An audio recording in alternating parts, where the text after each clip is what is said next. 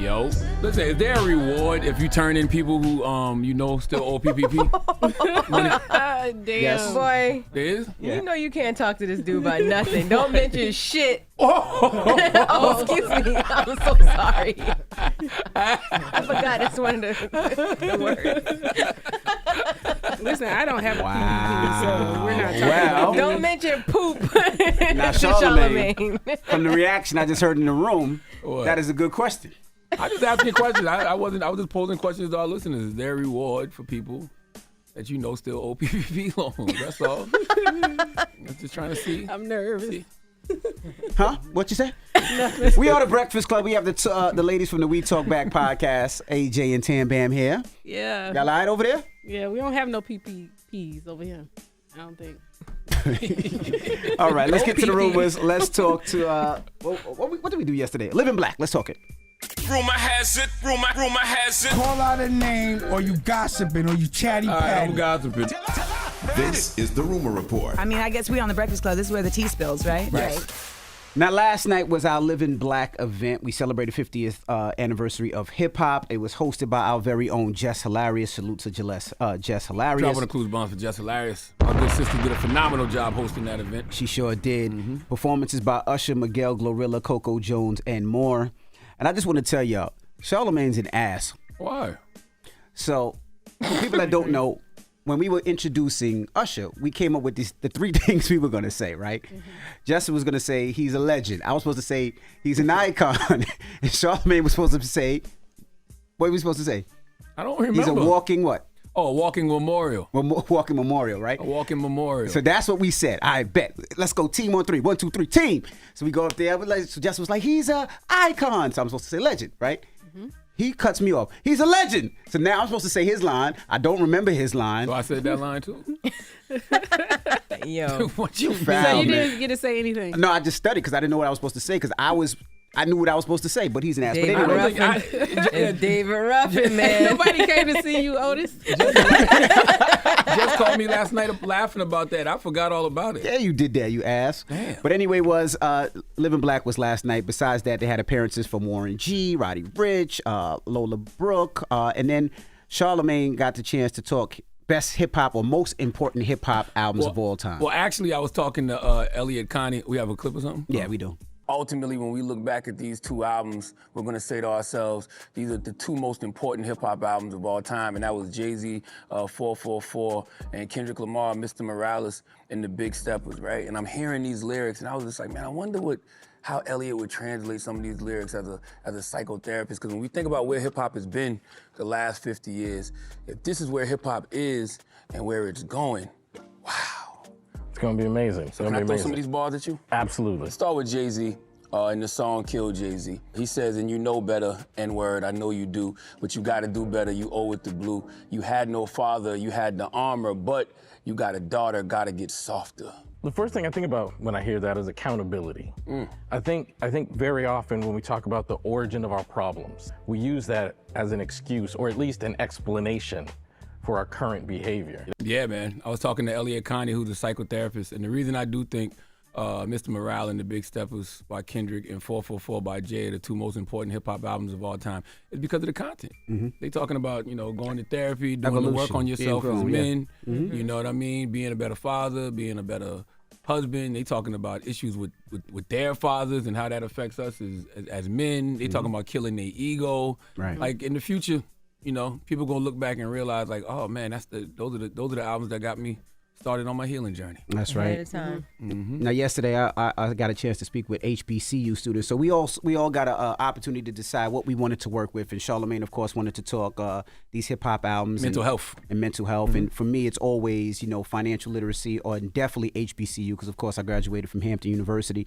So I got a chance to sit down with some HBCU students that were in the communications major and try to just encourage them, and we were able to offer them something. My major was business, but I wanted to do radio, and I was a DJ, and I spent the years of grinding and doing parties and leaving at 4 o'clock in the morning, sleeping at the radio station with no pillow on the floor, waking up and doing radio, learning radio, and loving radio. But this is not part of the script, but I would love for you guys to come to New York City and sit in on the Breakfast Club for a day. So you can sit next to me and that crazy ass guy. You know the crazy ass guy with the bald head, short? Oh, yeah. Call him my husband, Charlamagne. Yeah, so you guys are invited to sit behind the scenes with us, and you can check out everything from filming to teasing to us doing interviews to us being on TV on BET and everything that's involved with the Breakfast Club. So if you guys would like, we would like to have y'all as our guest on the Breakfast Club. All right? Amazing. Consider it accepted. That was my least favorite part of Living Black. But I will say, What?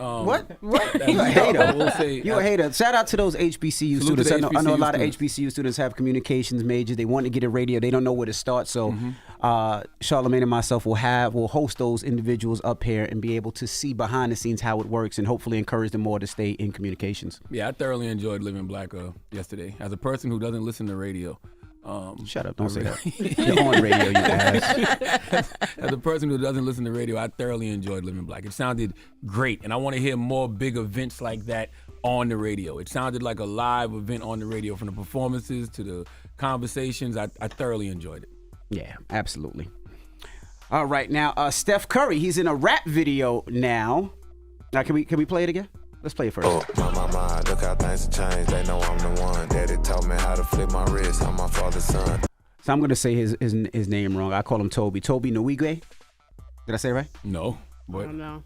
I know who you're talking about. You know what I'm talking about. Right. So he has a new video, a new single called Little Fish, Big Pond. And in the first bars, it's like Steph Curry rapping. So he's rapping like being Steph Curry, but Steph Curry's in the video rapping. People are talking about it. I thought it was pretty dope. So that was Toby rapping. That wasn't Steph. that was Toby rapping. Got you. But he's Okay, rapping okay. as he is Steph Curry. That makes sense. Oh, yeah, I like okay, him. yeah. I like Toby. I know exactly who y'all talking about. Because that didn't sound secular. I would think that Steph Curry would be making some type of. No, he wouldn't be making secular music. He'd be making some type of Christian music. Well, that wasn't secular. It was just talking about. That sounded secular. That's what I said.